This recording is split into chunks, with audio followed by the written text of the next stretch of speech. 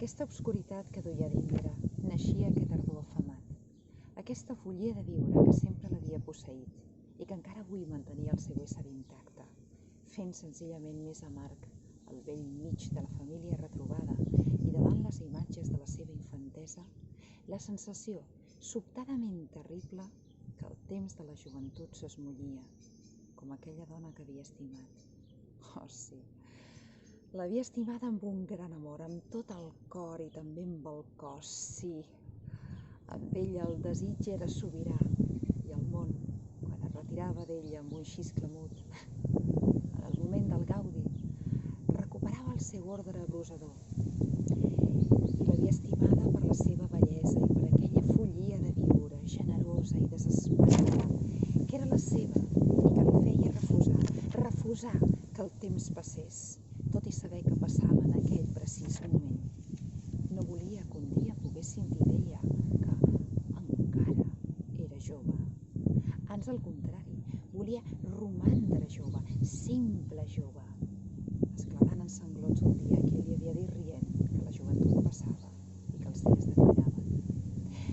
Oh, no, no, deia ella, plorant, a llàgrima viva, estimo tant l'amor. Intel·ligent i superior en tants aspectes, potser precisament perquè era veritablement intel·ligent i superior, refusava el món tal com era. Com en aquells dies, en què tornant per fer una breu estada al país estranger on ella havia nascut, i aquelles visites fúnebres, les dietes de les quals li deien és el darrer cop que les veus. I en efecte, les seves cares, els seus cossos, les seves ruïnes. I ella volia marxar cridant.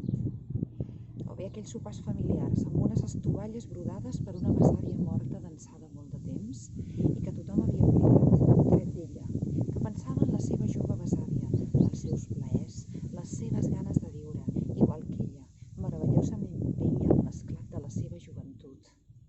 I tothom l'afalagava en aquella taula entorn de la qual es veien, a la paret, retrats de dones joves i boniques, les mateixes que l'afalagaven, cansades i decrèpites. Aleshores, amb la sang que li cremava, volia fugir a un país on ningú no envellís ni morís, on la bellesa fos imperible i la vida sempre salvatge i esclatant. Un país que no existia.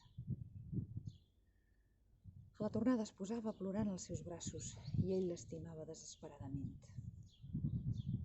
I també ell, potser més que ella, ja que havia nascut en una terra sense avantpassats i sense memòria, on l'anorreament dels que l'havien precedit era encara més total i on la bellesa no trobava cap dels aixoplucs de la melangia que repen els països de civilització.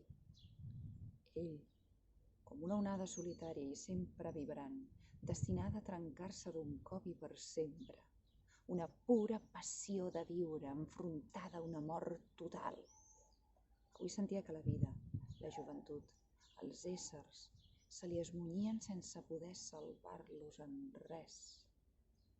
Abandonat només a l'esperança cega, aquella força obscura que durant tants anys l'havia alçat damunt dels dies, l'havia alimentat sense mesura, igual a les circumstàncies més dures, li forniria també, amb la mateixa generositat incansable en què li havia donat raons per viure, les raons per envellir,